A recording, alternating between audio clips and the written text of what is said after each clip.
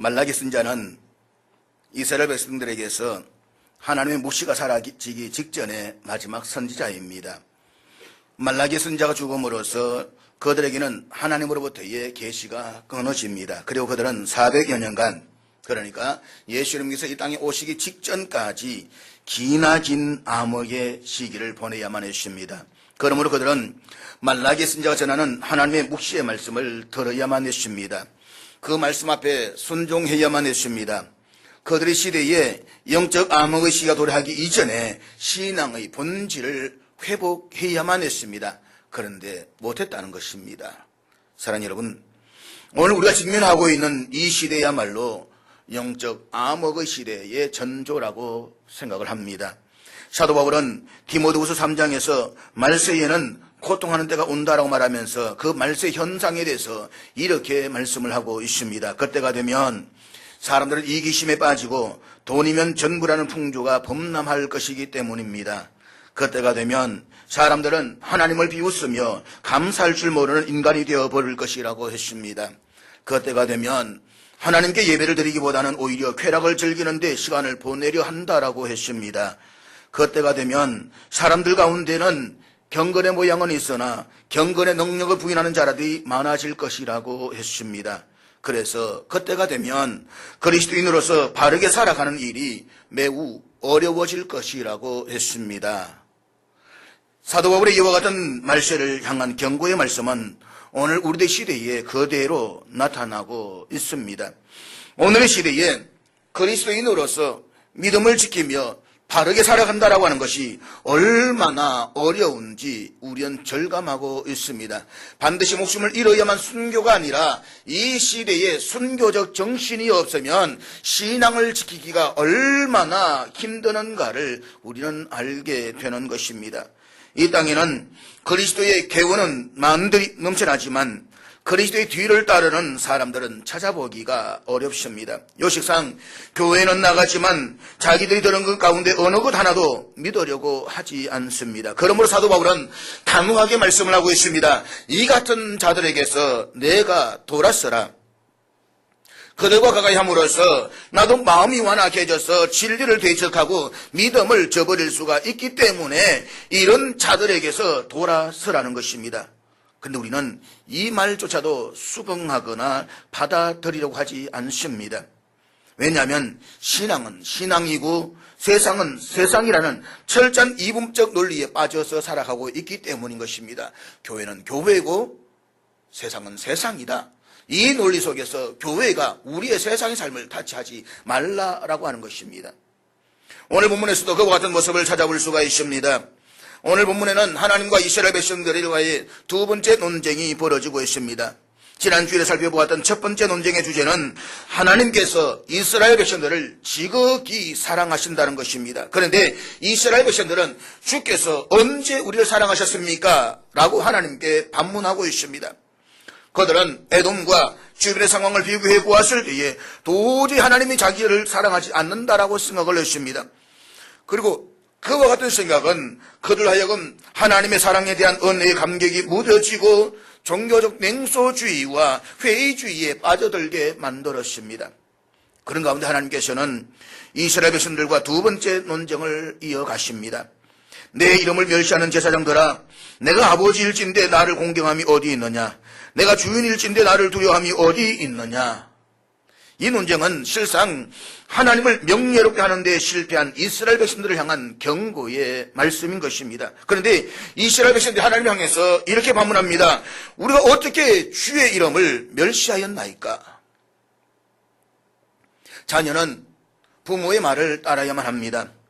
종은 주인의 말을 청종해야만 합니다. 하나님은 이스라엘 백성들이 하나님의 자녀라고 말하면서도 하나님을 공경하지 않고 하나님의 종이라고 하면서도 하나님을 두려워하지 않는다라고 책망하십니다. 그럼에도 불구하고 정작 본인들은 전혀 그렇게 생각하고 있지 않았다는 데에 오늘 문제가 있는 것입니다. 그리고 여기에서 멸시하다라고 하는 말은 일시적으로 어떻게 한번 멸시했다라는 그런 의미가 아니라 습관적인 상태를 이야기하고 있는 것입니다. 그러니까 저들은 하나님을 공경하지도 않고 두려워하지도 않을 뿐만 아니라 오히려 하나님을 멸시하는 그릇된 행동을 이미 오래전부터 습관적으로 해왔다라는 말씀인 것입니다. 그렇다면 이런 차이가 발생한 이유가 무엇입니까? 하나님께서 실제로 중요하게 여기시는 것과 이스라엘 백성들이 하나님께서 중요하게 여기실 것이다라고 생각하는 것에 대한 관점이 서로 달랐기 때문인 것입니다. 우리가 이렇게 생각해 보면 어떨까요? 어린아이가 투정을 부릴 때 부모는 젖병부터 딱 물려줍니다. 그런가 하면 집안에 노인이 계실 때에 음식이나 잘 챙겨드리고 용돈만 제때 드리기만 하면 전혀 문제가 될 것이 없는 것처럼 생각을 합니다. 이스라엘 백성들의 처사가 바로 그와 같다라고 하는 것입니다. 저들은 하나님을 마치 어린아이나 뒷방노인처럼 취급해서 제사만 꼬박꼬박 챙겨드리면 자신들이 할 도리는 다 한 것이라고 생각을 했습니다. 자신들은 하고 싶은 일이 많은데 하나님이 자꾸 하지 말라고 막으시고 죄라고 책망하시니까 그저 제사나 잘 드려서 간섭하지 못하시게 하자라고 생각했던 것 같다는 것입니다. 여러분, 어떻게 이런 일이 벌어질 수가 있는 것입니까? 이것은 하나님이 어떤 분이시며 나 자신은 어떤 존재인지를 올바로 깨닫지 못했기 때문에 벌어지는 일인 것입니다. 간혹 어떤 분들은 하나님을 자신이 살아가는 인생에서 거창스러운 분으로 생각을 합니다. 자신이 세상에서 출세하려고 할 때에 발목을 잡으시는 분으로 생각을 합니다. 하나님을 진점으로 생각하고 있다라고 하는 것입니다. 내가 하나님을 몰랐으면 모르는데 하나님을 알고 나니까 이게 얼마나 거창스러운지 모릅니다. 때때로 복음이라는 것 때문에, 신앙이라고 하는 것 때문에 얼마나 많은 걸림돌이 있는지 모릅니다. 그래서 내 삶에 간섭하지 못하시도록 종교적인 의무만 다함으로써 뒷방에 처박아 놓으려고 한다는 것입니다. 그러나 기억하십시오. 우리 하나님은 결코 그런 분이 아니십니다. 우리의 영원한 아버지 되신 하나님은 나 자신보다 더 내가 잘 되기를 원하고 계십니다. 괜히 내 삶에 간섭하시고 책망하시는 그런 분이 아니십니다. 그것을 모르기 때문에 하나님을 귀찮은 짐처럼 생각하고 떼버려야 할 혹처럼 취급하고 있는 것입니다. 하나님은 이스라엘 백성들이 자신의 욕심대로 세상에 뛰어들기보다는 하나님의 자녀와 종으로 순종하기를 원하셨습니다. 형식적인 제사에 만족하는 것이 아니라 하나님의 주인 되심을 인정하기를 원하셨습니다. 하나님은 이스라엘 백성들과 인격적인 올바른 관계가 회복되기를 원하셨습니다. 그래서 세상이 아무리 힘들고 어지러워도 하나님을 전적으로 신뢰하고 그분의 말씀 앞에 순종하는 삶을 살아가기를 원하셨습니다. 그렇습니다. 하나님은 참으로 저와 여러분 우리의 아버지가 되십니다. 또 주인이 되십니다. 그분은 참으로 우리가 행복해지기를 바라실 뿐만 아니라 그렇게 만들어줄 능력을 가지고 계시는 분이십니다. 그러므로 하나님을 짐점으로 여기지 마십시오. 하나님이 나를 사랑하신다는 것을 믿고 그분 앞에 주저함 없이 나아오십시오. 그분을 향한 나의 믿음을 회복하십시오. 그리고 그분을 절대적으로 신뢰하십시오. 말라기 당시 이스라엘 백성들은 아직 나라를 온전히 회복하지 못한 힘없는 민족이었습니다. 그런데 주변의 세계는 그들이 정치를 차릴 수 없을 정도로 격동하고 있었습니다. 이스라엘을 멸망시킨 바벨론은 메대와 페르시아에 망했습니다. 자신들을 그렇게 괴롭히던 에돔은 이전의 세력으로 회복하고 있습니다. 에돔의 후손들을 바라보면 굳이 하나님을 믿지 않아도 세상에서 더 잘 살고 더 강해질 수 있다는 생각을 갖게 만듭니다. 그때에 꼭 하나님을 믿지 않아도 더 잘 되는 것을 보고 있다는 것입니다. 자신들이 겪고 있는 이 어려운 현실과 주변 상황을 비교하면서 어느 순간인가부터 자신이 믿는 하나님에 대한 신앙에 회의가 찾아오기 시작합니다. 그것은 결국 종교적 냉소주의에 빠져들게 만들고 그 종교적 냉소주의는 형식적인 예배에 머물게 만들어버렸습니다. 굳이 그렇게 우리가 마음과 정성을 다해서 예배를 드릴 필요가 있나? 그저 예배 숫자나 채우고 적당히 참석하기만 하면 되지. 예루살렘을 돌아온 이스라엘 백성들, 그들은 하나님께 드린 예배만으로는 도저히 자신들을 지킬 수 없다라고 생각을 했습니다. 아니, 세상에서 출세하기 위해서는 이방 총독과 같은 권세가들에게 뇌물을 갖다 바치면서 잘 보여야 할 필요가 있다라고 생각을 했습니다. 그래서 좋은 것들이 있으면 저마다 이방 총독에게 예물로 바치는데 신경을 다 썼습니다. 그렇다고 해서 하나님께 제사를 드리는 일을 아주 빼먹거나 중단해버린 것은 아니었습니다. 그러나 저들의 하나님을 향한 제사는 마음이 없는 형식으로 전락하고 말았습니다. 그들이 드린 예배에는 간절한 마음도 성령의 은혜도 없는 죽은 예배에 불과했습니다. 사랑하는 여러분, 오늘 우리 가운데에서도 이런 생각들을 하는 사람들이 없지 않아 있습니다. 나름대로는 하나님을 믿습니다. 그러나 하나님을 믿는 믿음만으로는 뭔가 좀 부족합니다.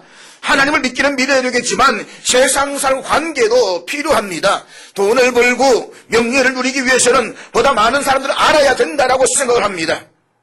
그것도 세상적으로 말해서 소위 실세라고 불리는 사람들에게 줄을 잘 서야 된다는 것입니다. 백그라운드가 좋아야 된다. 줄이 좋아야 된다. 그래서 나름대로 위치가 있고 세력 있는 사람에게 좋은 선물을 주면서 잘 보이려고 합니다. 좀 괜찮은 동호회나 클럽에도 가입하려고 합니다. 그렇다라고 해서 주일 예배를 드리지 않는 것은 아닙니다.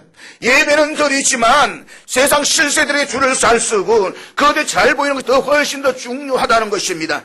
어떻게 하든지 그 사람들에게 눈도장을 찍기 위해서 애를 씁니다. 관계를 맺기 위해서 애를 쓰는 것입니다. 야, 그 사람 알아? 나 알아. 좀 줄 좀 써봐. 좀 소개해줘봐. 그러나 기억하십시오. 결국 이러한 이중적인 행동은 예배의 부실화를 가져오게 될 것입니다. 자신의 행복이나 성공이 어떤 실수에게 달려있다고 생각하는 사람은 예배를 소홀히 하게 되고 보다 유리한 쪽에 줄을 서기 위해서 달려갈 것입니다.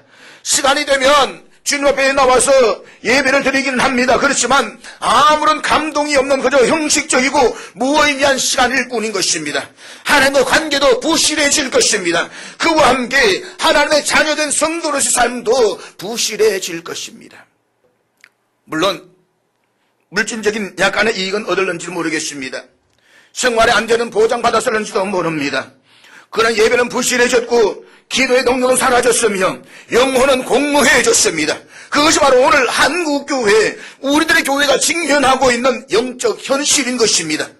왜 영적으로 한번 보면 한국교회는 크게 성장했습니다. 교인들의 수도 많아졌습니다. 그렇지만 오늘 우리 한국교회가 안고 있는 가장 심각한 문제는 예배의 무너짐, 예배의 형식주의인 것입니다. 오늘 본문을 자세히 보시기를 바랍니다. 이스라엘 백성들의 영적 부실화는 하나님께 드린 제사에서 가장 먼저 나타나기 시작했습니다. 본문 7절 말씀 우리 다 같이 읽도록 하겠습니다. 7절 말씀 같이 읽습니다. 여기에 보면 이스라엘 백성들이 하나님께 더러운 떡을 드렸다라고 했습니다. 이것은 떡 자체가 더럽고 불결하다라는 뜻일 수도 있고 그 떡을 만든 재료가 깨끗하지 못하다라는 뜻일 수도 있습니다. 예를 들면 첫 열매가 아닌 오래된 묵은 곡식으로 만든 떡이나 상에서 곰팡이 같은 핀 떡을 말하고 있는 것입니다. 쉽게 말하면 정부미 가운데서도 완전히 푹 묵은 정부미 말입니다. 냄새나는 살을 가지고 떡을 만들었다 이 말인 것입니다. 떡만 그런 것이 아니라 그에 바친 짐승도 깨끗하지 못한 것들이었습니다. 본문 8절 말씀 같이 읽겠습니다. 8절 같이 읽습니다. 시작.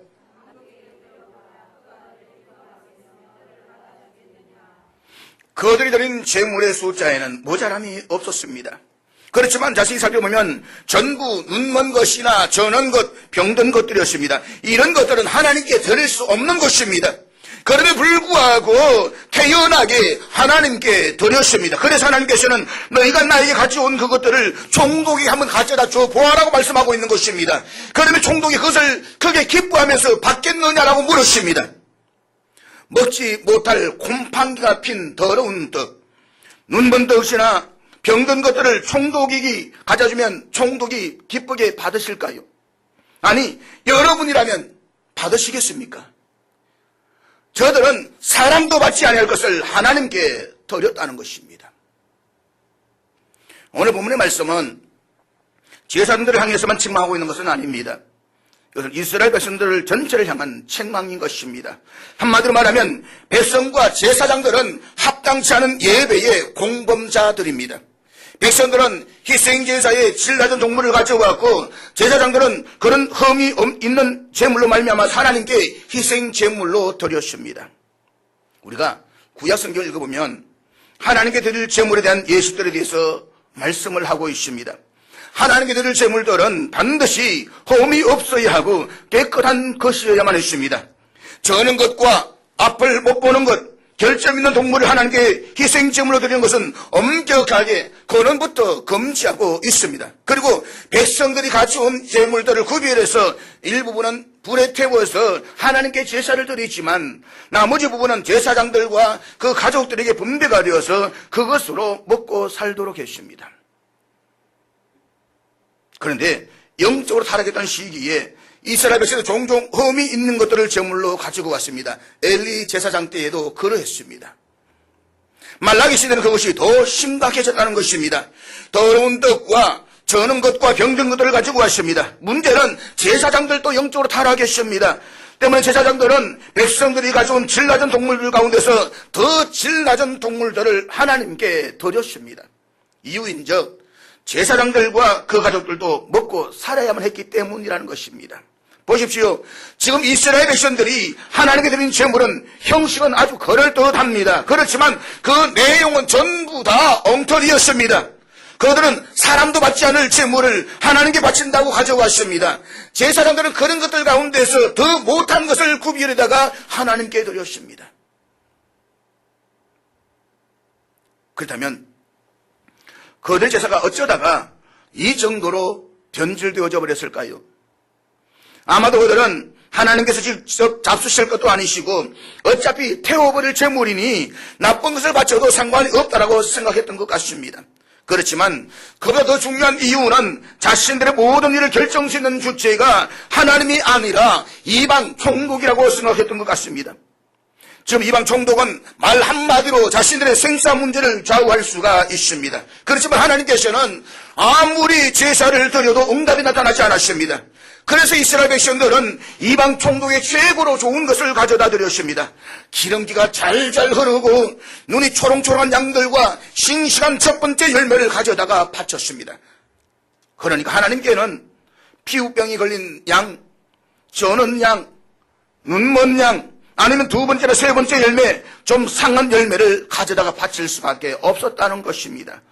그들이 그래야만 했던 이유는 눈에 보이지 않는 하나님보다는 당장 눈에 보이는 이방 총독을 더 신뢰했기 때문인 것입니다. 하나님을 기쁘시게 하기보다는 이방 총독을 더 기쁘게 하려고 했다는 것입니다. 왜요? 줄 서기 위해서. 그러나 그들이 이처럼 하나님의 결점 있는 동물을 드리는 목적은 저는 이 한 가지 더 분명하게 설명할 수 있다고 이야기를 합니다. 그것은 소떼나 양떼로부터 이러한 열등한 동물들을 골라들임으로써 자신들의 경제에 손실을 줄이기 위함이었다는 것입니다. 어차피 결점 있는 동물은 내다 팔 수도 없습니다. 그렇다고 해서 자신들이 먹기에도 꺼림칙합니다. 곰팡이 나는 상한 떡을 누가 먹겠습니까? 병든 동물들을 누가 먹겠습니까? 그래서 이왕에 하나님께 바칠 것이라고 한다면 이것이라도 바치자라는 심정으로 가지고 왔다는 것입니다. 바로 그것이 가인의 제사의 모형인 것입니다. 사랑하는 여러분, 오늘 우리들에게는 이런 현상들이 전혀 없다라고 말할 수가 있을까요? 세상에서 만났던 동호회나 클럽의 사람들이 하나님보다 더 우선인 것입니다. 그래서 세상 실세들에게는 자신의 분에 넘치는 예물을 갖다 바칩니다. 그러나 하나님은 두 번째, 세 번째, 아니 그 이하로 밀려나고 있는 것입니다. 그래서 막상 하나님께 헌금을 드리고 하니까 당장 생활비가 걱정이 됩니다. 예배 시간에 목사에게서 돈에 돈자가 나오면 그냥 돌아버릴 지경인 것입니다. 이제는 예배를 드리는 것이 부담이 됩니다. 교회에 나가는 것조차도 부담이 된다는 것입니다. 저들의 예배가 변질되고 타락하게 된 보다 근본적인 원인은 결국 영적으로 침체되어졌기 때문입니다.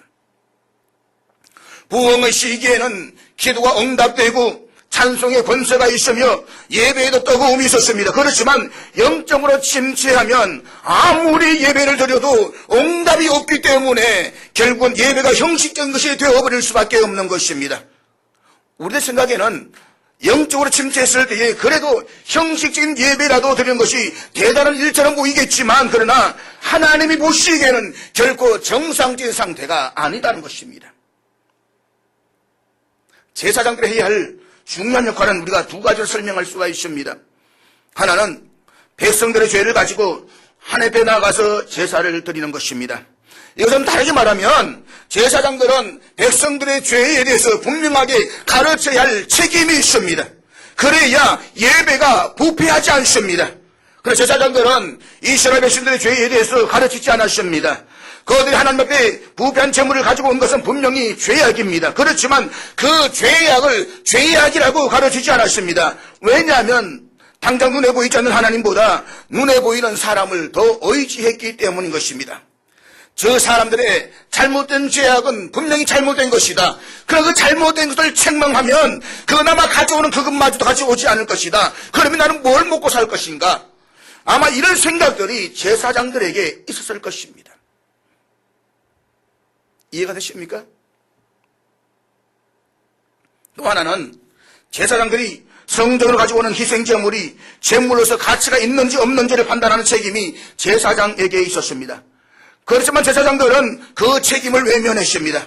지금 선지자는 제사장들이 모세와 율법에 따라서 전혀 받을 수 없는 열등한 희생제물을 오히려 받을 만하다고 선언하고 그것을 하나님께 드리고 있는 것을 책망하고 있는 것입니다. 일반적으로 백성들이 제물을 가지고 오면 그걸 가지고 들고서 이 제물 받을 만하다라고 선언을 하는 것입니다. 도저히 받을 수 없는 그것을 받을 만하다고 선언하는 이 제사장의 타락된 신앙, 무엇보다도 제사장이 해야 할 가장 중요한 역할은 하나님이 그의 백성들을 은혜로 만나주시도록 돕는 역할인 것입니다. 그렇기 때문에 백성들이 더러운 떡과 눈물고 병든 제물을 가져올 때에 단호하게 책망을 해야만 했습니다. 그런데 문제는 제사장들도 타락했다는 것입니다. 그들이 하나님을 두려워했다고 한다면 이런 제물을 받지는 않았을 것입니다. 제사장들은 하나님보다 눈에 보이는 백성들이 두려웠습니다. 저 백성들이 이것마저도 가져오지 않으면 자신들이 굶게 될 것이 두려웠습니다. 그래서 병든 것이라도 가져오는 백성들이 오히려 고맙다 생각했을는지도 모릅니다. 오늘 이것이 한국교회의 모습이 아닙니까? 오늘 한국에 수많은 개척교회들이 존재하고 있습니다. 통계적으로 65% 이상이 개척교회라고 말합니다. 그런데 개척교회, 목사님의 비애가 무엇입니까? 저 교인 잘못된 것은 압니다. 그런데 책망하지 못합니다. 왜요? 책망하면 떠나기 때문에. 오늘 교회는 어떤 교회인 것입니까? 예배드리고 내 죄를 정화시키고 치유한 가운데서 거룩하며 결단하는 예배가 아니라 카페인 것입니다. 카페가 뭔 줄 아십니까? 기분 좋게 갔다가 기분 좋게 오는 것. 조금만 시끄러우면 그 카페는 가지 않습니다. 조금만 입맛에 맞지 않으면 그 카페에 가지 않습니다. 오늘 교회가 그렇다는 것입니다.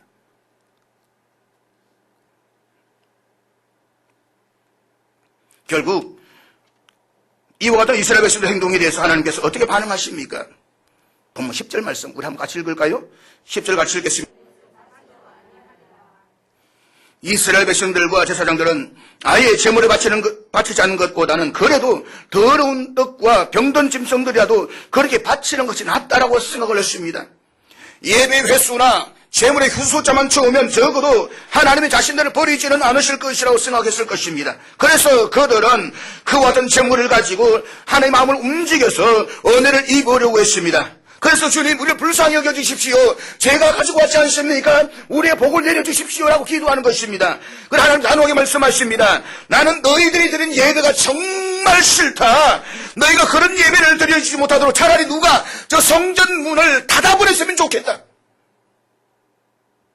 여러분, 하나님의 이 말씀의 심정을 이해하시겠습니까? 하나님은 이스라엘 백성들을 소중히 여기시고 사랑하셨습니다. 모든 민족 가운데서 한 민족을 선택하셨는데 그게 이스라엘 백성들입니다. 그들이 잘나서가 아닙니다. 하나님 말할 수 없는 사랑으로 그들을 선택하셨고 사랑해 주셨습니다. 그리고 이스라엘 백성들도 하나님을 가장 소중히 여기며 사랑하기를 원하셨습니다. 그런데 지금 이스라엘 백성들은 이방 총독과 하나님 양쪽에 다리를 걸치고 있습니다. 하나님은 그런 것들을 가장 싫어하십니다.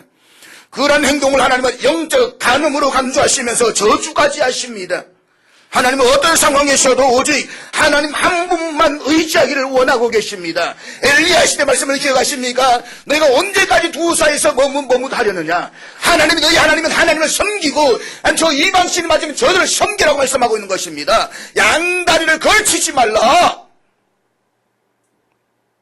사랑하는 여러분, 우리는 지금 이스라엘 백성들의 이와 같은 이중적인 태도를 비난할 수 있을까요?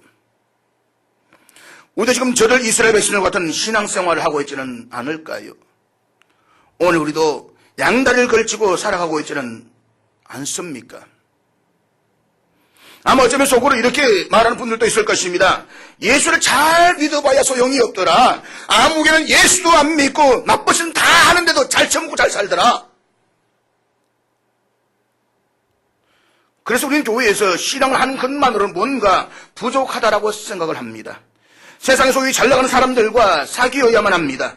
그러기 위해서는 때로 그들에게 부은에 넘치는 선물을 해야만 합니다. 그들과 꾸준하게 관계를 맺기 위해서 식사도 대접을 해야만 합니다. 그들 잔치에는 어떤 일이 있어도 참석해서 눈도장을 찍어야만 합니다. 세상에서 출세하고 잘 되려면 어쩔 수가 없는 것입니다. 그러면서도 인생 마지막 내 죽음 이후에 복음을 들기 위해서 주일이 되면 교회에 나와서 예배는 또 드려야만 합니다. 그런데 세상에서 잘 나가는 분들에게 과도한 재정을 지출한 탓에 하나님께 드릴 예물이 없습니다. 하나님께 정직하게 예물을 드리면 가정경제는 심대한 충격을 받게 될 것입니다. 그렇기 때문에 적당하게나마 흉내를 내는 것만으로 위안을 삼고 있습니다. 그리고서 자신을 불쌍히 여기서 은혜를 베풀어 달라고 목소리 높여 기도합니다. 하나님께서 우리 가정에 복을 내려달라고 기도하고 있는 것입니다. 그러나 하나님께서는 마음이 없는 형식적인 종교 행위는 절대로 용납하지 않겠다고 말씀을 하십니다. 이렇게 형식적인 예배는 아무도 드리지 못하도록 누가 저 성전문을 좀 닫아버렸으면 좋겠다. 오늘 본문은 하나님과 이스라엘 백성들의 두 번째 논쟁입니다. 그런데 이 논쟁에서는 전혀 소통이 이루어지지 않고 있음을 보게 됩니다. 하나님께서는 너희가 그런 식으로 예배를 드리는데 내가 어떻게 너희 가운데 그거 할 수가 있겠느냐라고 말씀을 하십니다. 그런데 백성들이 이렇게 반문하고 있습니다. 하나님, 그게 무슨 말씀입니까? 우리 지금 최선을 다하고 있는 것입니다. 우리가 언제 예배를 빼먹은 적이 있습니까? 제물의 숫자를 줄인 적이 있습니까? 떡을 바치지 않는 적이 있습니까? 뭘 잘못했습니까? 하나님은 하나님대로 답답해하시고 백성들은 백성대로 답답해하고 있는 것입니다. 그러나 문제는 떡의 숫자를 채우고 양의 숫자를 채우는 데 있는 것이 아닙니다. 이어진 하나님의 말씀은 이것인 것입니다. 너희가 그렇게 살기 힘들다라고 한다면 양을 안 바쳐도 좋고 떡을 안 바쳐도 된다. 그런 것을 다 전부 너희 총독에게 갖다 주어라. 그런데 왜 마음은 내게 주지 못하는 것이냐? 내가 저 이방 총독보다 못한 것이냐? 내가 저 피조물 사람들보다 더 못하단 말이냐? 하나님의 마음을 더욱 아프게 한 것은 그들이 제사를 드리면서 하는 말들이었습니다. 아무도 없을 때에 내뱉던 말들이 비수가 되어서 하나님의 마음을 찔렀습니다. 하나님의 상은 이미 더럽혀졌어. 이미 더럽혀진 상에 더러운 예물을 갖다 바치는 것이 무슨 문제가 되겠어? 간혹으로 보면 마이크가 켜져 있는 줄도 모르고 함부로 말을 했다가 그 말이 방송되는 바람에 곤욕을 치른 사람들을 보게 됩니다. 우리도 하나님 앞에 우리의 말이 전부 방송되고 있는 줄도 모르고 불평하며 비판할 때가 얼마나 많이 있는지 모릅니다. 그러나 기억하십시오. 하나님은 우리가 입으로 하는 말과 속으로 하는 말을 다 듣고 계십니다. 그리고 민수기 14장에서 하나님께서는 너희 말이 내 귀에 들린 대로 내가 너희에게 행하리니 라고 맹세까지 하고 있습니다. 예수님께서는 마태복음 5장 22절에서 이렇게 말씀을 하고 있습니다. 우리 같이 읽도록 하겠습니다. 다 같이 읽습니다. 시작. 여기에서 형제에게 농하는 자마다, 형제에게 화를 내는 자마다 심판을 받게 되고, 형제를 대하여 나가라, 욕하는 자입니다. 욕하는 자마다 공회에 잡히게 되고, 형제에 대해서 미련한 놈이라, 무식한 놈이라 무시하는 자는 어디 간다고요? 지옥불에 들어간다고. 이게 얼마나 무서운 말입니까? 지금 이스라엘 백성들은 대단히 어려운 상황에 처해 있는 것은 사실입니다. 독립의 가능성은 사라지고 또 다른 강대국들이 그들을 지배하고 있습니다. 이런 현실은 그들이 전혀 기대하지 않았습니다. 이제 그들은 새로운 상황에 적응해야만 했습니다. 그런 상황에서 예배를 드린다는 것이 무슨 의미가 있겠습니까? 새로운 상황에 적응하는 것만으로도 힘들고 바쁜데 예배까지 드린다라고 하는 것은 얼마나 귀찮은 것입니까? 가뜩이나 재정 상황이 빡빡하고 어려운데 하나님께 드린다라고 하는 것이 얼마나 부담이 되는 것입니까? 그러나 그들이 알아야 했던 사실이 있습니다. 그것은 하나님이 온 세상의 왕이시라는 사실입니다. 본문 14절 말씀은 이렇게 말씀합니다. 나는 큰 임금이요 내 이름은 이방 민족 중에서 두려워하는 것이 됨이니라. 그들은 하나님께 참으로 크신 왕이라는 사실을 잊어버렸습니다. 그리고 그들은 급한 일이 있을 때에는 서원을 했다가 그 일이 해결되고 나면 마음이 변해서 깨끗한 양이 있음에도 불구하고 병들고 험 있는 것을 바치려고 했습니다. 이유가 무엇입니까? 영적으로 타락했기 때문입니다. 영적으로 형식주의와 회의주의에 빠져들었기 때문인 것입니다. 사랑하는 여러분, 하나님께서는 학개 선지자를 통해서 이렇게 말씀하십니다. 은도 내 것이요 금도 내 것이라. 하나님께는 부족한 것이 없습니다. 그러므로 하나님과 거래하려고 하지 마십시오. 세상 모든 것이 다 하나님의 것입니다. 심지어 우리의 생명도 하나님의 것입니다. 그러할진데 무엇 때문에 하나님께서 우리와 거래를 하시겠습니까? 그 하나님 우리가 얼마나 힘들게 사는지를 다 알고 계십니다. 그러니까 그런 형편을 정직하게 아뢰며 정직한 마음을 가지고 나오라는 것입니다. 하나님께서 우리에게 원하시는 것은 재물이 아닙니다. 하나님께서 우리에게 원하는 것은 전체의 수양이 아닌 것입니다. 그까지 좋은 짐승은 다 종국에게 갖다 주어버려라. 그렇지만 내 마음까지는 주지 말아라. 나는 내 마음을 원한다. 하나님 지금 우리들에게 이런 신앙 자세를 요구하고 있는 것입니다. 네 마음까지 어떻게 그렇게 줄 수 있느냐. 그럴 때 하나님은 얼마든지 기쁘게 받으신다는 것입니다. 사랑하는 여러분, 예배는 생명의根입니다. 예배가 타락하거나 변질되면 아무리 다른 일을 해도 생명력이 살아날 수가 없습니다. 예배는 하나님과 흥정하는 것이 아니라 우리의 몸과 마음을 거룩한 산제사로 드리는 것입니다. 예배는 나의 상한 마음을 드리는 것입니다. 사람들과 부딪히면서 상한 마음, 죄 때문에 썩은 마음, 욕심으로 비린내는 일을 풍기는 그 마음을 하나님 앞에 그대로 다 내놓는 것입니다. 그럴 때 하나님의 능력으로 치유가 되고 새롭게 변화가 되는 것입니다. 사랑하는 여러분, 하나님 우리들에게서 천천의 순양을 원하시지 않습니다. 그분은 우리들에게서 강물처럼 많은 감람 기름을 원하시지도 않습니다. 하나님께서 우리가 원하시고 바라시는 것은 무엇입니까? 바로 미가서 6장 8절이 그 대답을 하고 있습니다. 미가서 6장 8절 우리 한번 같이 읽도록 하겠습니다. 다 같이 읽습니다. 시작. 여호와께서 내게 구하시는 것은 오직 정의를 행하며 인자를 사랑하며 겸손하게 내 하나님과 함께 행하는 것이 아니냐. 그렇습니다. 하나님께서 참으로 원하시는 것은 우리가 겸손한 마음으로 하나님과 교제하는 삶을 살아가는 것입니다. 하나님과 동행하는 것입니다. 그래서 임마누엘, 하나님이 우리와 함께 하시다. 언제나 하나님과 교제하는 삶을 살아가기를 원하는 것, 그것이 우리를 향한 하나님의 뜻입니다. 기억하십시오. 하나님은 우리가 하나님을 아버지로 여기고 주인으로 여기기를 원하십니다. 그래서 아버지를 사랑하고 공경하는 자녀의 자세로 나오며 주인에게 순종하기 위해서 경청하는 종의 자세로 그분 앞에 나오기를 원하고 계십니다. 그리고 그분과 인격적으로 온전히 교제하는 삶을 살기를 원하십니다. 이것이 되어질 때에 하나님께 드려지는 우리의 예배도 회복되어질 것입니다. 기도하겠습니다.